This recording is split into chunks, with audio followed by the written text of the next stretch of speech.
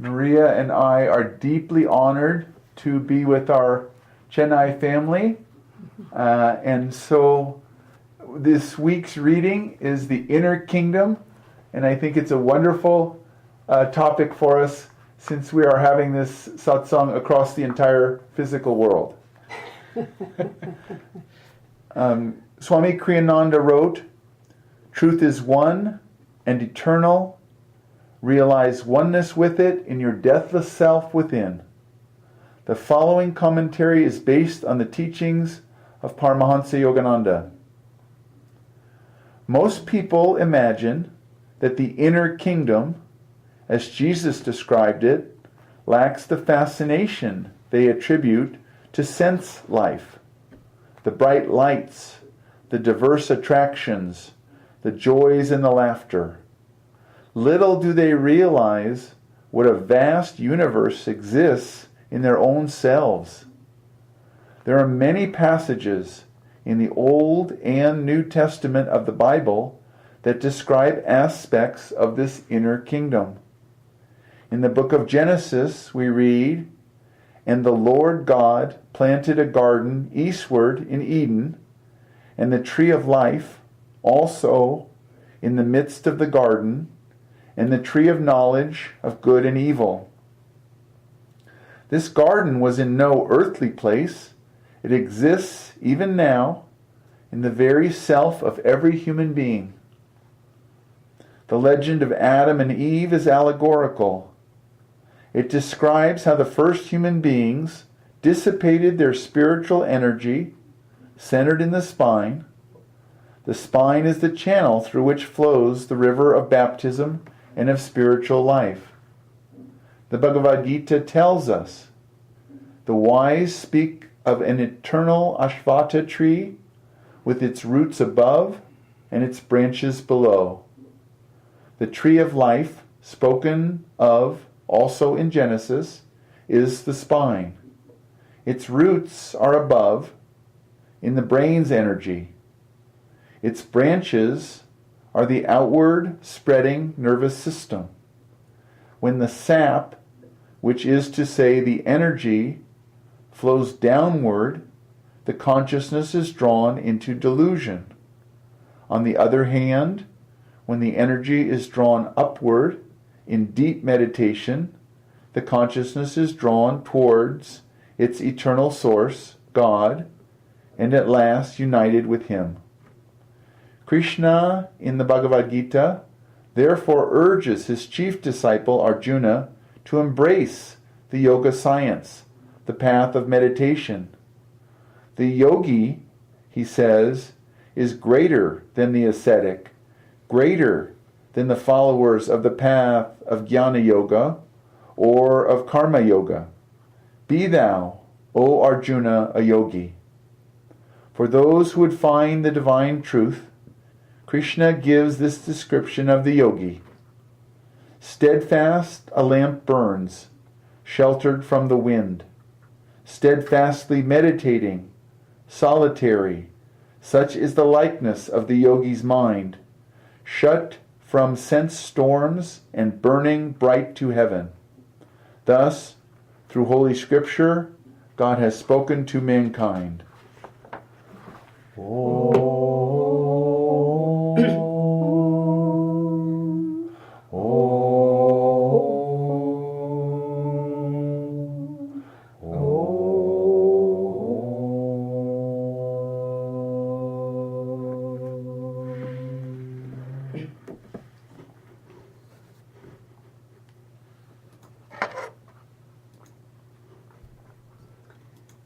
I'd like to read now from Yogananda's Whispers from Eternity. And this is entitled, "Make me silent that I may eloquently converse with thee. Wandering through the forests of incessant searching, I arrived at the mystery door which conceals thy presence. I knocked loudly on this door of silence with persistent blows of faith. At last the door opened, and I beheld thee resting on thy altar of glorious visions. I stood with restless gaze, waiting for thee to speak. Thy creation-making voice was inaudible. At last a deep stillness stole upon me and taught me in whispers the language of angels. With the lisping voice of my newborn freedom, I tried to speak. Suddenly, the lights in thy temple wrote brilliantly in letters of light. In my little chamber of quietness, I am ever at rest. I never speak now, but with the voice of silence. Through my silence, O divine lover, converse thou eloquently with me.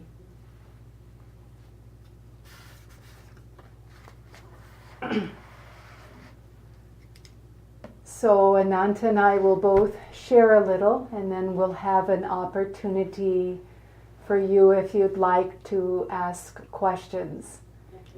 This is a very important and beautiful topic, and aren't we all blessed to have a teaching that is universal, that addresses the inner kingdom, a universal truth, whatever path people are on, whatever their faith, their spiritual orientation.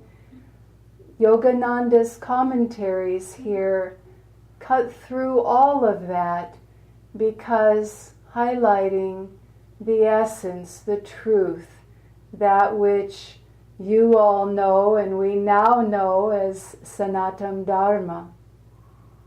So this inner kingdom, when I first came onto this path, I came to Ananda village and I didn't know it. I came to meditate, but it was Swami Kriyananda's birthday. And there was a very small gathering of people celebrating his birthday. There weren't many people here then. And I sat there. I didn't know him. He hadn't yet written The Path. I hadn't read Autobiography of a Yogi. I didn't even know that existed. So I knew nothing. And I looked at Swamiji, and the thought that came to me was, here is someone who knows more than I will ever know. And I felt very attracted, I can say now, to his consciousness, but that word was barely in my vocabulary at the time. And yet that attraction was so strong and so deep, and his consciousness so compelling. He resided in that inner kingdom all the time. There was nothing about him outwardly that he had done that inspired me. I didn't know what he had done. I didn't know what he hadn't done. It was that consciousness, that being in that divine kingdom within, that was magnetically drawing me, magnetically speaking to me. And that inner kingdom is what Yogananda Ji is talking about here. St. Augustine said that men travel the world. They go to this place and that, they climb the mountain, They visit faraway lands. They're constantly concerned and seeking outside of themselves. And they pass by the crowning wonder of it all, their own self. And so he too was addressing that universal reality, that universal experience of the inner kingdom inside, which we can all know. Yogananda, Paramahansa Yogananda commented extensively on 2 chapters in particular in the Bible, because his was to show the unity of East and West, and this was Genesis and Revelation.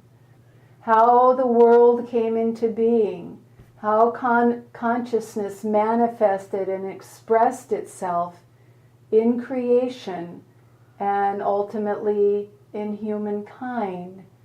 And then how we, in this incarnation, in this human body, find the way home, make the journey home, transition through physical matter again into divine consciousness.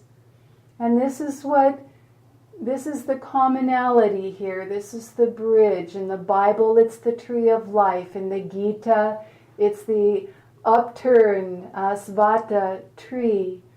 And this symbol of the tree, it represents the inner spine, the inner kingdom, how we come to it, how we know it, how we make that journey in transcendence again and reclaim that kingdom within ourselves. In Genesis, it's the energy traveling down the spine.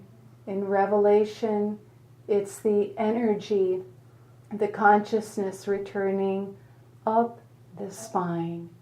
When Krishna addresses Arjuna, he says, "Be thou a yogi."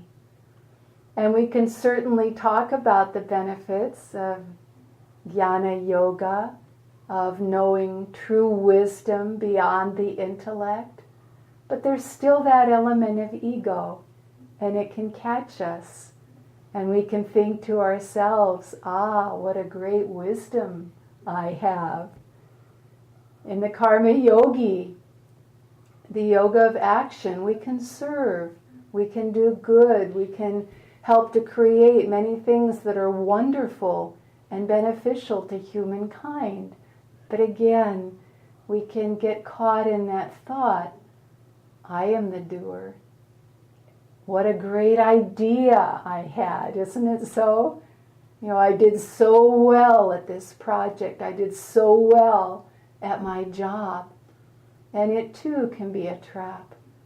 Even the ascetic who renounces it all, action, projects, serving, working in the world, thinking great thoughts, having great ideas, executing them, renouncing it all.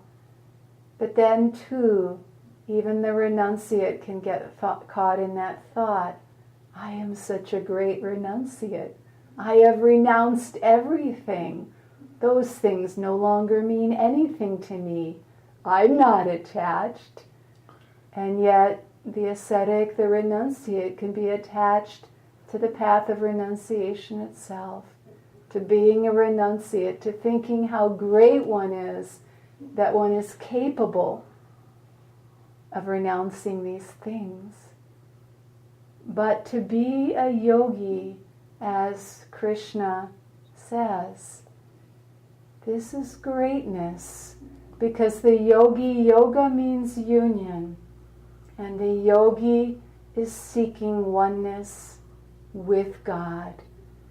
And so in every action, in every thought, in every expression, in every feeling, the yogi is seeking union with God, is looking deliberately to transcend the ego, and is keenly aware, as Krishna says, sequestered from the wind, sequestered from the ego, because in the deep spine is seeking that place all of the time, the yogi is, and trying to make that distinction between those actions which bring us down and out into ego consciousness, into material consciousness, and those actions which help to elevate our consciousness and being and bring us home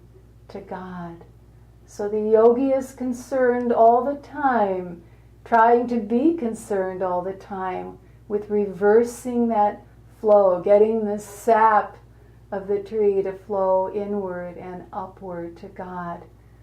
And so Yogananda says to live at our center. And so as we experience life, as we serve in the world, as we try to fulfill our God-given responsibilities, we always reference action, service, relationship to that place within us, that inner kingdom, that inner divine center. And we observe our actions. The yogi is the great observer. What energy is uplifting us? Follow that. And then Yogananda says, beware of absent-mindedness. Beware of fillers. To be absent-minded is to not be mindful of the inner kingdom, to forget that we have one. Sometimes we forget we have one. We get so caught out there in the doing that we forget that sacred place and to go there within our own selves. And we fill our time. We fill our time with fillers. You know, it's one thing to go out in the park and take a rest and maybe daydream a little, watch a movie, this kind of thing. These things, Yogananda says, are inconsequential of themselves. You know, we can have fun with Divine Mother. We can enjoy the world with Divine Mother. But you add up all these fillers, one after the other, the things that we put in place in those in-between times that distract us from the experience of God. And Yogananda says when you couple all those together, it's like a dripping faucet. You know, it's only one drop at a time that's dripping from the faucet. But collectively, all of those drips are filling the pail and leaving no room for the bliss, no room for the joy of God. There's just that relentless dripping. And it's obnoxious, and it makes us anxious, and it makes us restless. And there's no room for that divine experience. And this is where meditation comes in, because when we meditate, we go into that silence that Yogananda Ji was talking about in the poem from Whispers, in the prayer. We go into that silence, we go into that stillness. Swamiji says that we need to go to the inner extremities of the nervous system. We need to frequent that. The outer extremities are the world and things and matter. And we need to make that journey inward to the inner extremities. And when we do that, because that's what we do in meditation, that world opens up, that door opens up, and it becomes very compelling.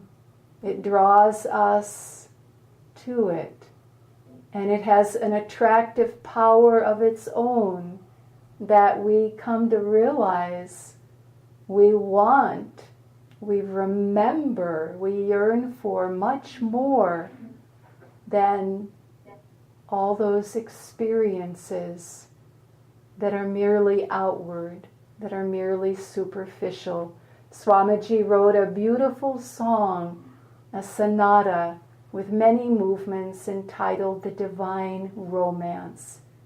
And he says, in silence of soul, in cave of love, find my abode. That's what we're looking for. That's the inner kingdom that knows no boundary. And it's ours in this incarnation, in this very body, to reclaim and experience and know within the joy of God. Thank you.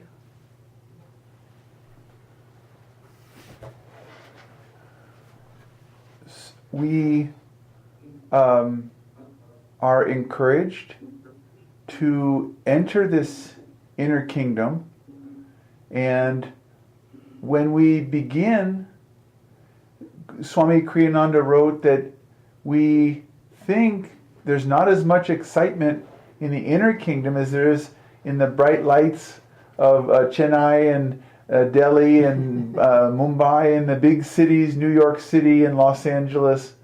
But when we practice meditation, we, with the grace of the Guru, we feel the beauty of the inner kingdom.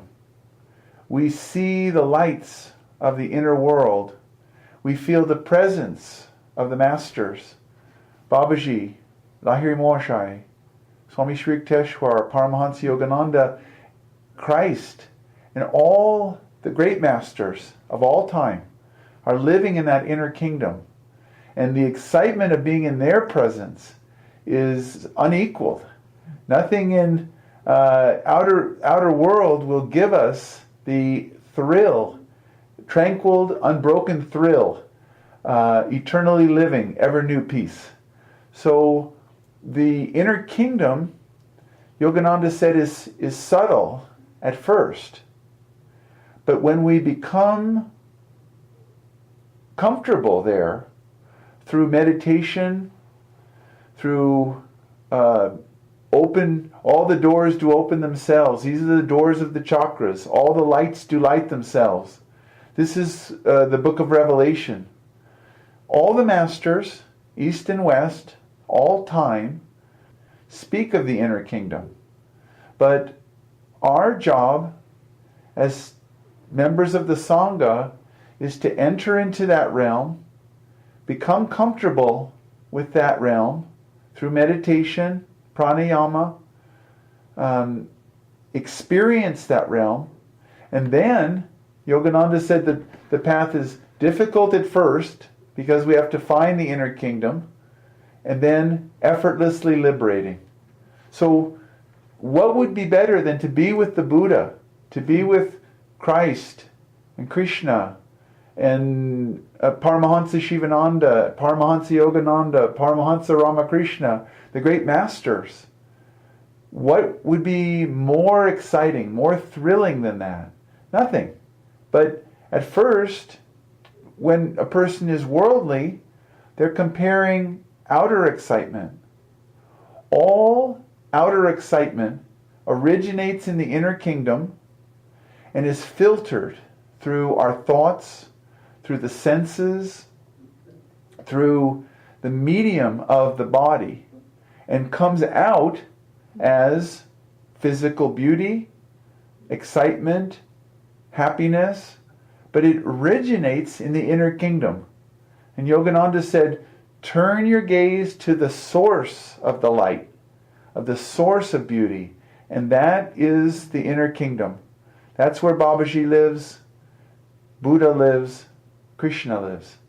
And we feel their presence when we go to the inner kingdom. And we become, as Maria was saying about the presence of Swami Kriyananda, this is the presence of all saints. When you meet a saint or in their presence at satsang, you feel your own inner kingdom being fulfilled. And we like that. And we are very blessed to be aware of that. It's a great blessing to want to learn to meditate. It's a great blessing to be aware of the blessings of satsang. And it's a great blessing for us to be in satsang with you now in Chennai and here in California, because the inner kingdom has no distance. It has no time. We're always there. Babaji is always there. Yogananda is always there. Guru is always there. So we become comfortable with that, and then it's very easy to stay in that inner kingdom. But we have to make an effort to watch our daily actions, raise our children, go to school, go to job from that inner kingdom. And we do that by meditation, yes, but by thinking of Krishna, Babaji, of the masters, somehow as we go through our day, to really stay in the inner kingdom while playing our part in the outer kingdom. And that's a little difficult. But that was one of the main teachings that Paramahansa Yogananda brought at this time, was we have duties in the world. We have duties at the office. We have duties with family. We have obligations. But we do not have to leave the inner kingdom at any time. This is the reason that we found Ananda Village, is to have a place where everyone is doing their job, but they do it from the inner kingdom. They stay in the inner kingdom. And we have to do that in Chennai every day. We have to go to work, but never forget who's going to work. God is going to work through us. Who are we working for? For God, through this company. Lahiri Maharshai worked for the military for 27 years. He went to the office every day. He'd already been with Babaji, got Kriya in the palace, and then had to go to the office every day and punch in and punch out. So, what an example. Kriyananda had to do the business of life in the modern world. And we have to do that. We had to make our Chennai center. We had to get a building. We had to talk to the realtor. We have to get the permit and the paperwork. But who is doing it, Master? Why is we doing it? Greater glory of God. Why do we do it? Because we love God and we're with God, and in the inner kingdom we are offering to our brothers and sisters, our students, our friends, come join us in this feast of joy. Come and learn to meditate, learn the Hong Sa mantra, the technique, learn the Om technique, learn the energization exercises, live in that energy, and then play the part of, the modern world. And the modern world is very fast-paced and very technical, and it's become, we're using Skype to communicate.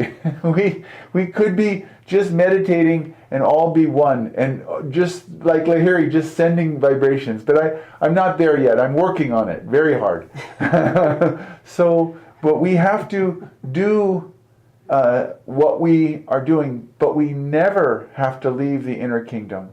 We want to stay there, stay in Shanti, stay in Prem, stay in Ananda, stay in Jnana, stay in Jyoti, stay in the inner light. Never leave that. That's our goal. The masters, Yogananda never left that place. And Maria just said, Kriyananda didn't ever seem to leave the inner kingdom. We would go to the movies, but part of his consciousness was in that inner kingdom, watching the movie on the screen as if it was out there, but everything is happening through the light of God, through the love of God, through the peace of God. So stay in that inner kingdom and find those practices on a daily basis which keep you there, which keep your joy level high, which keep your consciousness centered in God. Japa is very helpful. Chanting, mantra. These are practices that really help us to stay centered. Maria talked about fillers. Kriyananda said, watch the fillers. But the filler that you can use is mantra. Om Guru. Fill your mind, fill your day with that. And chant inwardly. And you'll find the day you're closer to Babaji. You're closer to the Guru because you're keeping part of your mind on that. And then you do business. And then you meet your customers and your clients. And you talk to this person and that person. Yes, we have to do that. Yogananda had to do that. But he never lost his consciousness of God. And so he saw the divine light, the inner kingdom, filtering out to the people that he met. One time he finished an all-day meditation at Mount Washington in Los Angeles. And they meditated for 8 hours. And Yogananda got up and he looked at everyone that was meditating in the Sangha. He said, "Silver light and golden light, you have no idea how beautiful you are." This was his consciousness. And this is what Kriyananda saw. He saw everyone as beings of light. He saw the divine in them. Yes, filtered in the worldly person. Not filtered in the disciple. Not even present. No filter in the saints, in the masters. But that's how he saw everyone. And that's what we see when we practice looking at everything from the inner kingdom. We realize God is doing everything. Krishna is playing all the parts in the movie. So keep your consciousness on God. And that's why you'll see this. All the teachings of Ananda Sangha are ways to keep the consciousness on God. And you can't do them all the time because there's too many of them. Yogananda said, "I gave you more techniques than you can possibly do." We said, "Okay, Guruji, we'll do something all the time, but we won't do everything all the time. There's not enough time." So I have to go to work, so I chant to God, and we serve God. And then I do meditation when it's time to meditate, and then we go to work, and then the phone rings. And I have to answer it, and someone wants to talk about a problem. They have something's wrong. It's just God serving God. So whatever you do, feel that God is doing it. Feel that you're in that inner kingdom. But when you're in the inner kingdom, who are you with? Buddha, Babaji Krishna, Yogananda, the great masters. What fun. Babaji has made his presence known many times in America. I know many disciples that have felt Babaji's presence in the U.S. as much as in India, because the inner kingdom has no borders. There's no borders on the kingdom. There's no language problem. There's no anything, no problem, because the inner kingdom is everywhere, and in its time and space. We're with Moses, and we're with Kabir, and the great masters of all time, all the time. And to feel their presence. There's a wonderful story. Yogananda was walking on the beach at Encinitas, California. And one of the disciples said, "Master, did I see you walking with St. Francis?" And Master said, "Oh, I don't know. I walk with so many saints on that beach. I don't know if it was St. Francis or some other saint." Well, that would be a good kingdom to live in. If you don't remember, was it Francis or Augustine? Was it Kabir? Was it Ramakrishna? Was it Mirabai? Who is walking with me? God is walking with us. Guru is always walking with us. So if we live in the inner kingdom, a wonderful thing happens. We become used to living in the inner kingdom. If Master ever felt, he said, if my mind ever wandered, I just chant a little bit and it comes back. And Kriyananda too, he would go through days, and then he would, maybe there would be excitement or worldly drama or something. He wouldn't lose the inner kingdom, but he would start to lose it. And he would say, no, wait a minute. I need to take some time to come back into that inner kingdom. There was a photographer wanted to take a picture of Yogananda. And he said, "Master, let me take your picture." And Yogananda said, "Wait, let me go into samadhi." Okay. Just that quickly. That's how if he even got near the border of the inner kingdom, he said, no, I have to come back. I can't go. I can't leave this inner kingdom. And you will find that too in the Sangha, that we live in the inner kingdom. Maria and I feel as much with you in Chennai from your pictures as when we are meditating with you, when you are about your day. Still, there's no distance between the Gurubhais. There's no time and space. And that's true of the Gurubhais around the world, in Europe, US, South America, India, the whole world. This is the consciousness of the Masters, is always in Ananda, always in Shanti, always in Prem, and never outside of that inner kingdom. And we find there everything we need. So let us always live in the inner kingdom. Practice the techniques. Try to go deep in each meditation and leave the outer kingdom. That's why we leave our shoes at the door. The world is outside. Inside the Sangha, inside our meditation, Babaji Krishna, Lahiri Morshai, Swami Shri Yukteswar, Guruji, Kriyananda, Rajasi, Sister Gyanamata, all the masters, Buddha, all the saints live there. When we meditate, be with them. And then come out when we have to come out. We still have to come out and do our work, raise our children, eat our food, feed the hungry.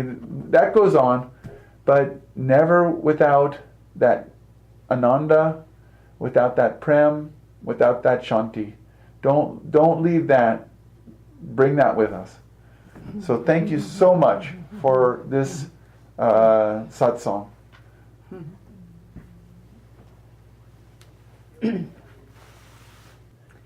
So we have an opportunity now if you'd like to ask questions or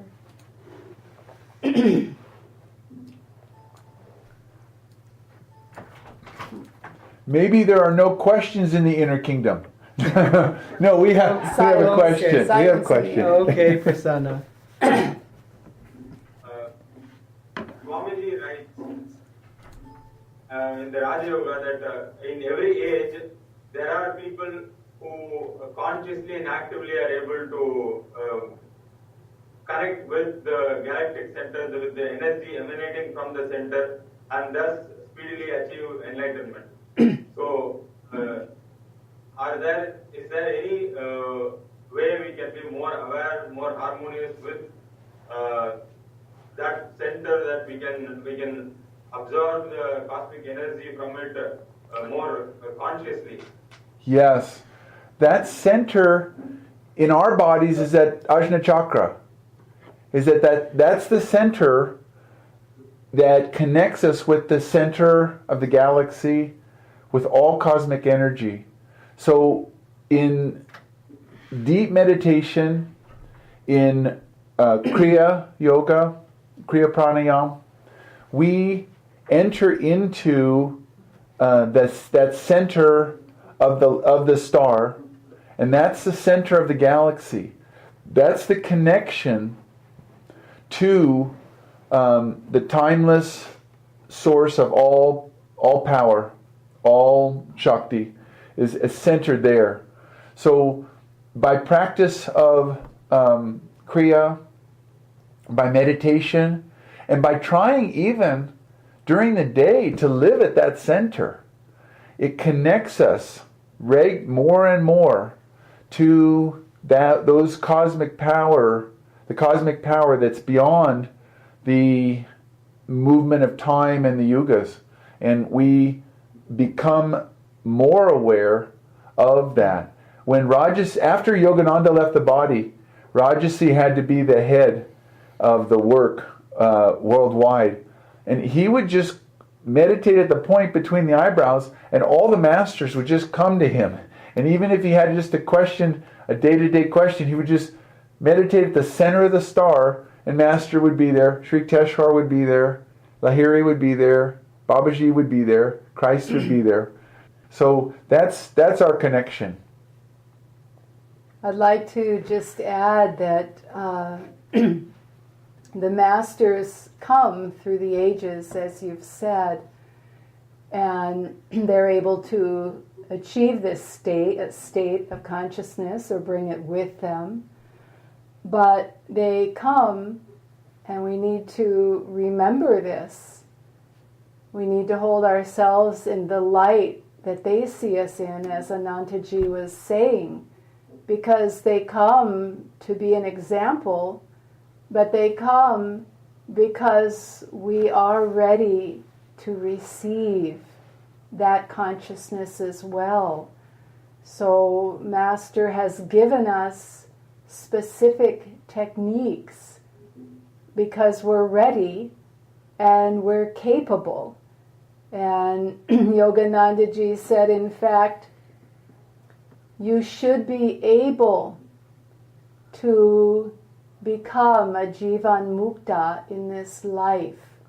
So one who is inwardly free, perhaps still karma, in the world, to serve and help others, this kind of thing, but inwardly free, enlightened. So they have come because we're capable of attaining this.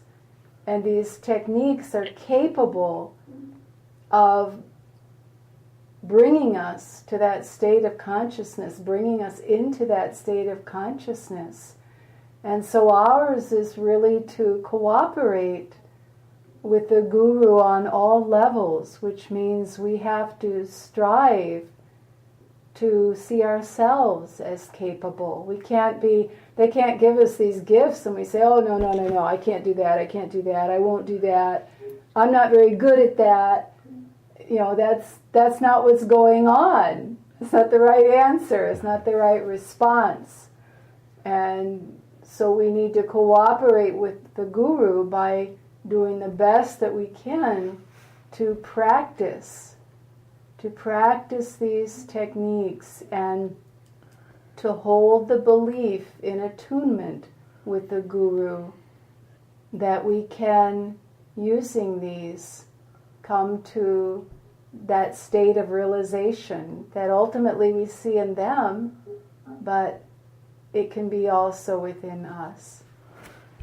Yogananda said, every day, repeat the poem Samadhi, but visualize and imagine yourself in that state. So, planets, stars, stardust, earth, volcanic bursts of doomsday cataclysms, creation's molding furnace. Go there every day at the point between the eyebrows and experience that state, and then we are that state. We're connected with that power. Thank you. Thank you. Okay. Apra, next.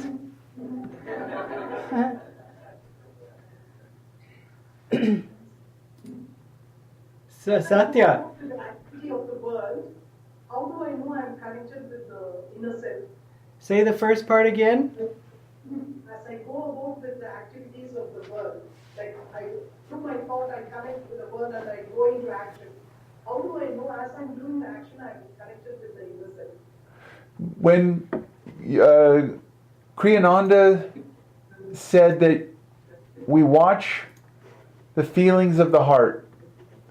So as we go through our day, we feel in our heart that it is Divine Mother's love that is coming to us through the people that express love to us, kindness, and it's Divine Mother's love that we are extending to them.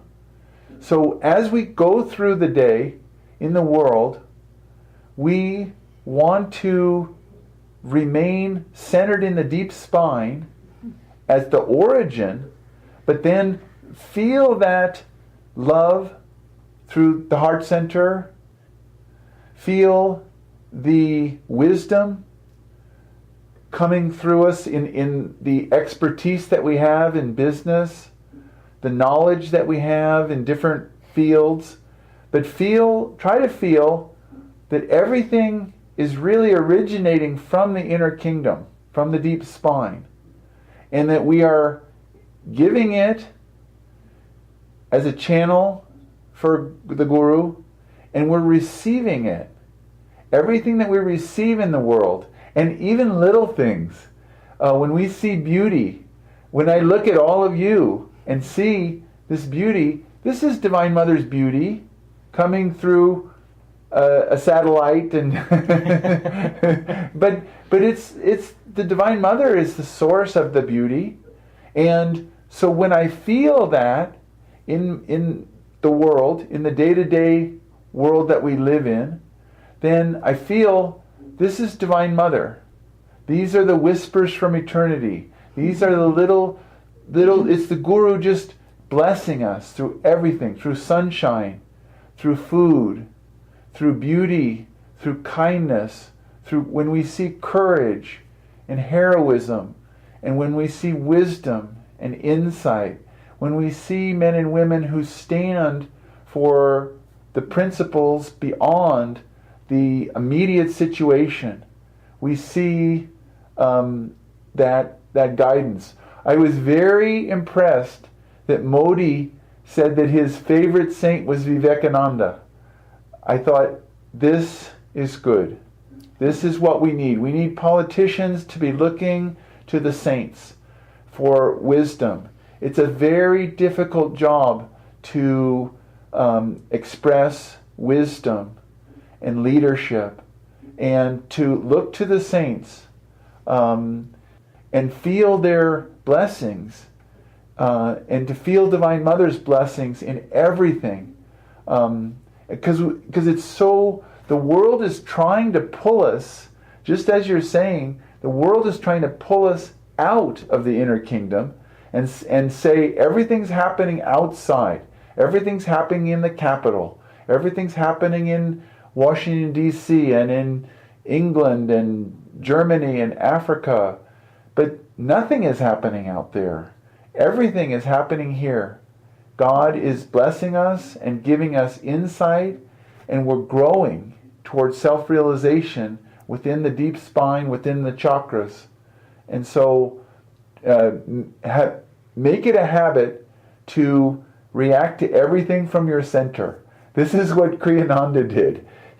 As we would go through a shopping mall or a business district, and he would be acting appropriately, but you could see inside it was Divine Mother giving him guidance, blessings, joy, support, kindness, love.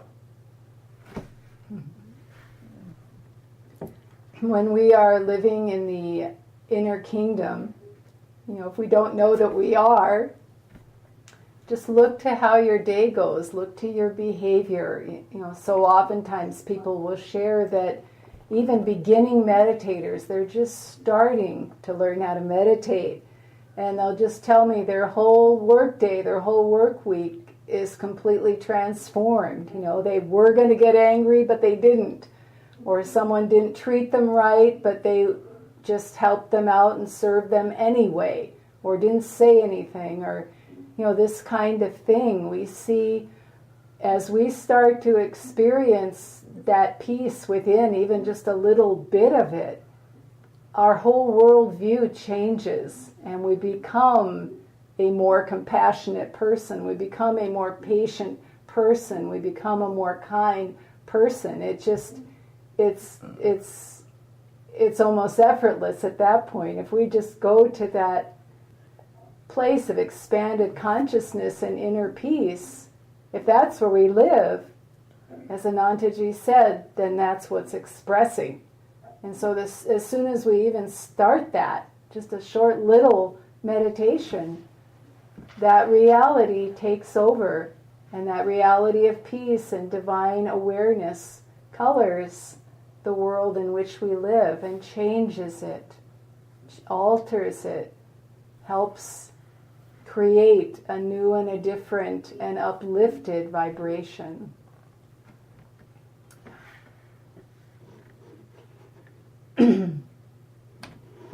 Okay. Next. Yes, Gitanjali. Sir, we as meditators, we understand the importance and the happiness of the inner kingdom. But what if someone we know or a family member, they are not into meditation or in the spiritual path? How can we help them connect to their inner kingdom? How can we help others connect? If we're meditating, so we're able to connect to the inner kingdom. But what about family and friends who don't know how to do it? How can we help them? Many times we will be able to do it vibrationally, but not in words. If people are not interested in the inner kingdom, or our path, or our guru, or meditation, Master would just hold back. He wouldn't hold back his love, or his support, or his vibration, but he would hold back his words, and he would just not say anything. He would smile, he would be supportive, he would be kind, and he would just wait until the blessings broke through the little shell of worldliness or cynicism or reservation or doubt, whatever it is. But if you are vibrationally in that inner kingdom, in that prem, that will resonate with that person's soul, with their prem. And it may break through that shell, and you find that they may be receptive to the blessings of meditation in time. We have to be as patient as the Guru is with us. Yogananda had to come to America, and America in 1920 was not ready for Paramahansa Yogananda. So he would just bide his time.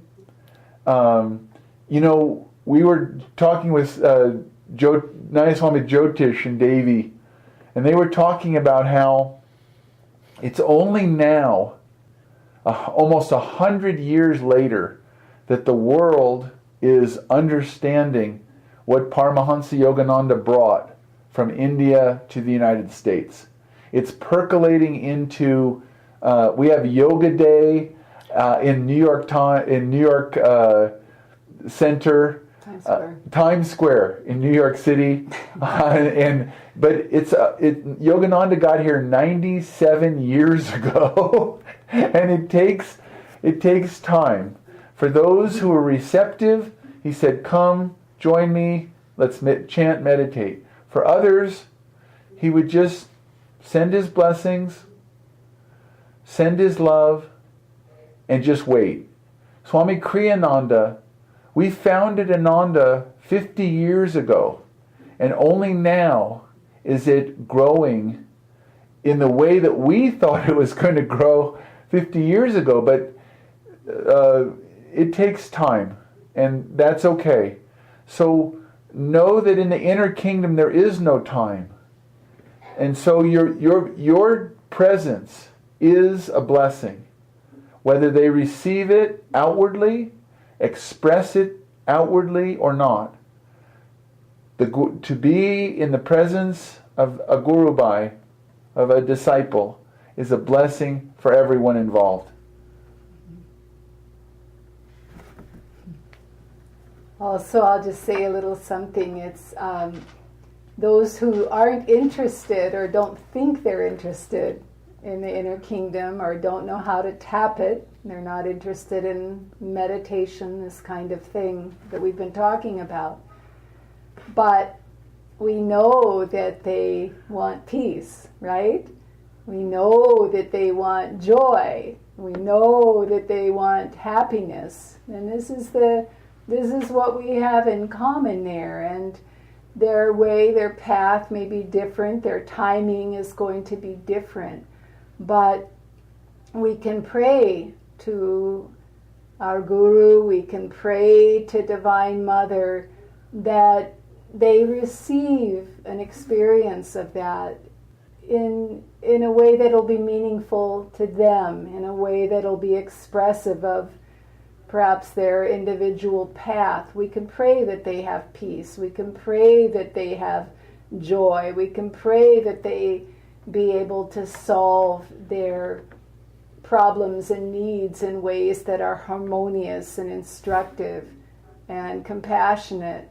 And that's a good thing to do. We can help in that way. We're not exerting our will except to invite in God's will and ask that Divine Mother take care of it and bless that individual.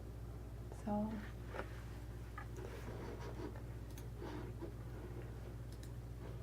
Okay. Anyone else?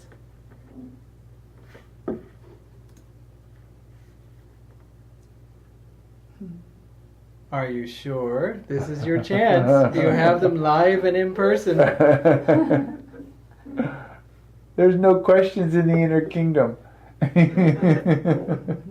very happy to be able to watch your satsangs and broadcast from Ananta village. So we try to tune in every week and at least watch one of those videos. So we are in touch with you that way. Good, yeah. We're in touch in the inner kingdom for sure.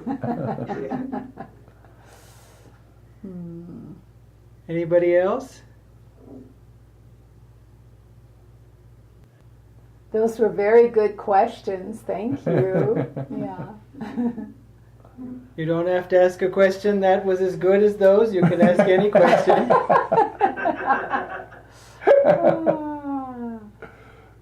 Okay.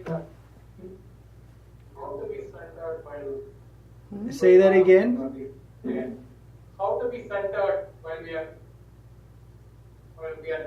going about our day-to-day activities. How do we remain centered? I think every individual has to find what works for them. But Swamiji would tell us to chant mentally, chant a mantra, or chant Om Guru, or it depends on what your day-to-day activity is.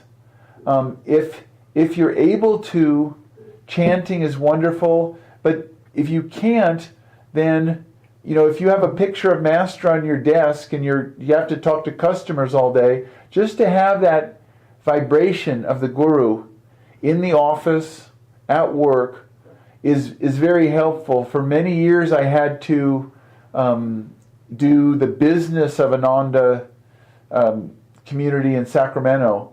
And so we were buying real estate, and I was talking to bankers and talking to lawyers and talking to contractors, and so I'd be very engaged. I couldn't really be chanting a mantra while I was listening to, this explanation of what the engineering firm thought about the stress of the beam. I had to be focused on the beam. And but if I had a picture of Master or a picture of Rajasi, a picture of Krishna, Babaji, or any of the masters on my desk, then at least while I was talking to the person, I could feel the Guru's presence and guidance, guiding my mind to understand what was being said. And then another technique you can use is, that I found very helpful, is when you're speaking to your customers or clients or at a meeting or whatever it is, to try to feel that person's connection to the divine, to feel their center, because they're trying to do business or explain something to you.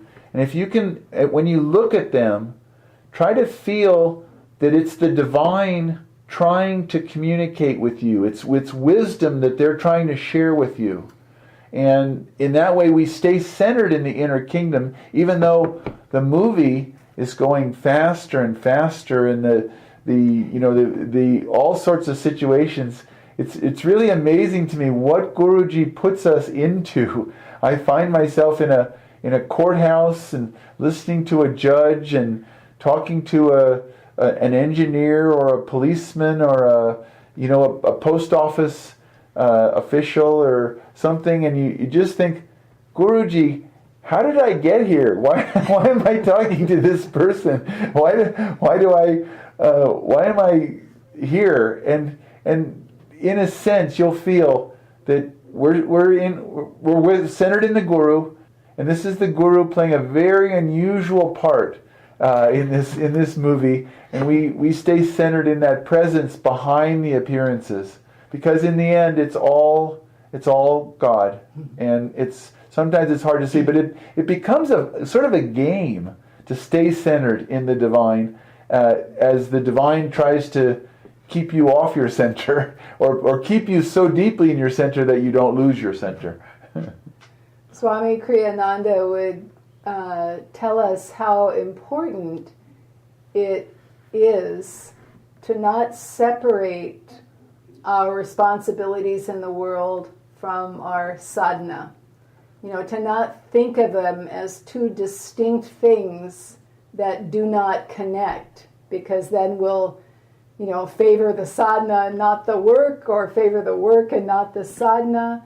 And we have to try to create there a bridge so that we can feel, otherwise we'll feel like our day is wasted. It's wasted, it's not spiritual. We can't afford to think that way. We spend too much time outside of formal meditation to think that it's not valid, it's not worthwhile, it's a waste of time, it's a bother. So Kriyananda suggests that when we're done with our meditation, to, even for 5 minutes, whatever little bit of time we have, try to create a bridge into the workday. So we hold that consciousness of meditation. Maybe we maintain silence for 5 minutes when we're done with our meditation, as we start to, we leave our meditation room or nook and we go to prepare our food for breakfast or whatever it is, get our children ready, get our work clothes, this kind of thing. And just try to create a bridge there, a continuity of consciousness. And then as we start to go into the day and we talk and do responsibilities, other responsibilities and whatnot, we carry a little bit of that with us. We take that with us. We want to keep that consciousness with us as much as we can throughout the day. And when you finish your meditation in the morning, take a minute to specifically pray to God, to Yogananda, to the Guru, to be with you and to help you throughout the day so that you don't forget God. Yogananda forgot God, and he would fight Divine Mother on this issue. I am so busy. You have given me so much to do. I can't think of you. I forget you. And he would howl at her. He would get mad. And he threatened to quit. He threatened to quit on Divine Mother because he couldn't, he found himself forgetting and getting too busy. So it's okay to voice that complaint to God if you feel like your work is taking you away from that inner kingdom. Then demand that God help you get him back. Demand that he show you how to keep your consciousness awake in God throughout the day.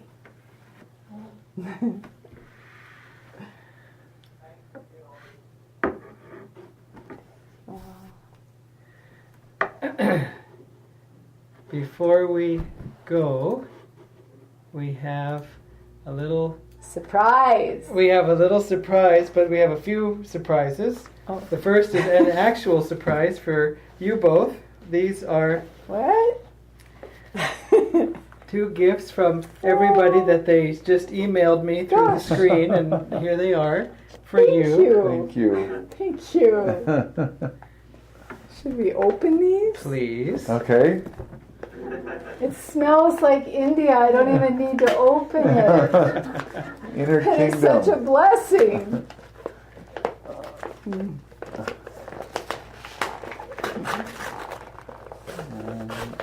These are wrapped really well. I'm just going to tear it. Gosh.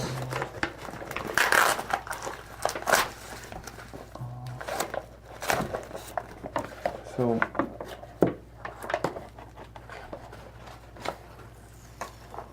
ooh, Ananta and Maria. this Oh my.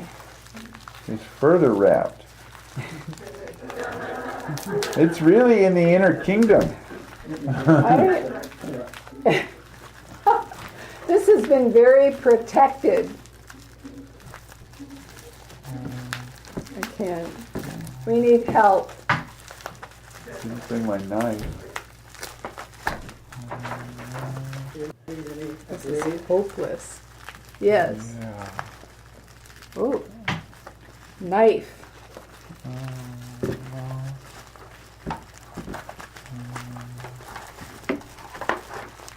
This was our plan to prolong the satsang. This is really something. Do you want? I can get you another knife. Oh, No, I mean a knife is a knife. No, I'm saying. Be able to do this.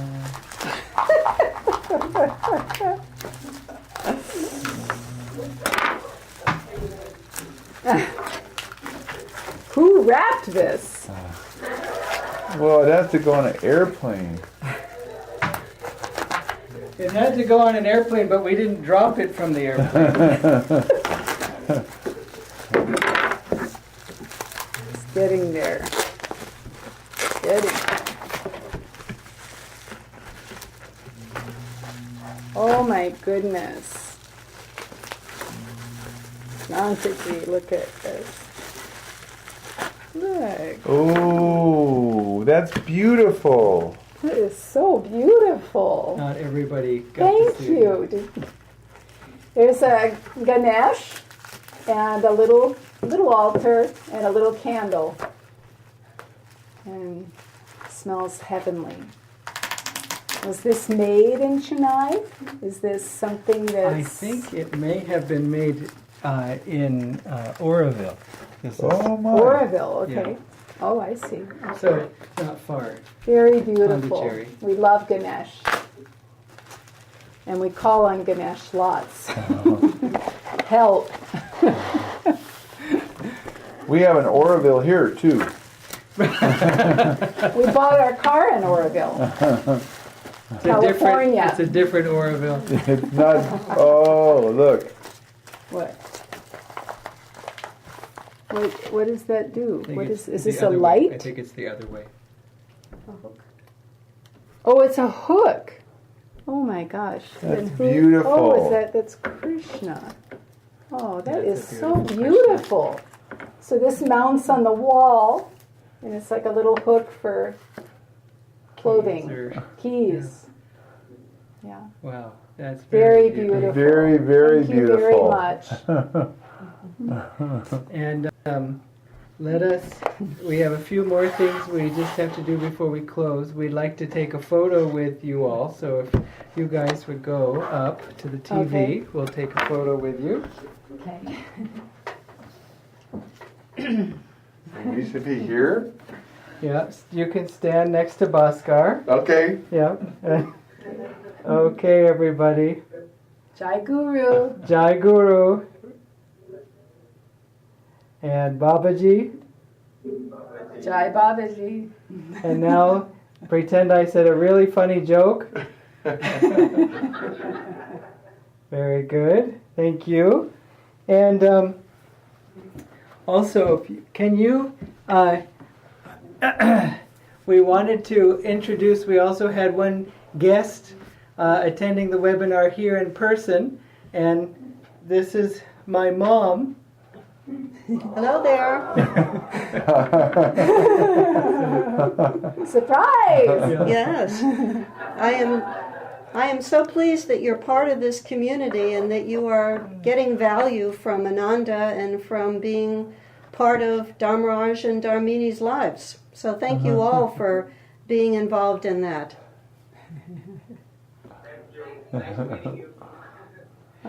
And Rajesh, would you be able to just show us the altar? This, I don't think you guys have seen the new No, center this is in your new person. place. Yeah. When Jyotish and Devi go to Chennai, we get pictures from the center, but I don't think we've gotten the altar. We've seen the altar. Ooh. Yeah, very nice. Very lovely. Oh, you have 5 murtis. Yeah, all the murtis. Yeah. Very They're nice. all garlanded with Their lights. It's spiritual eye. beautiful. Yeah, From and Assisi. show us down also. Master, beautiful. There's the new addition. Yeah, that picture went up recently. Swamiji. And all of that, those are tuberose on the garlands. Is that tuberose? I don't know. Must be intoxicating. Can you add? They smell very, They're very fragrant. Yeah, very Yeah, fragrant. Yeah, it's tuberose. Yeah, it's lovely. Stunning. Oh. Look at, they got their little hats on. Their crown chakra. Their crown chakra. It's 1,000 petal lotuses. Beautiful.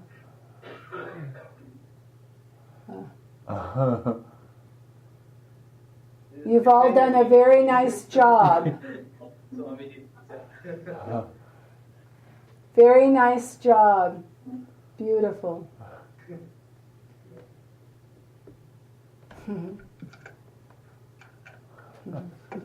You have carpet? Yeah. It's unusual, isn't it? Well, it was actually all the temples are moving towards that. So Really? yeah, In very India? lucky. Yeah. Oh. Okay, everybody. Thank you so much for coming today, and just remember that next week will be our last one of these satsangs, and it will be with Jyotishji and Daviji. So, Ooh, good. so Glad we didn't have to go after them.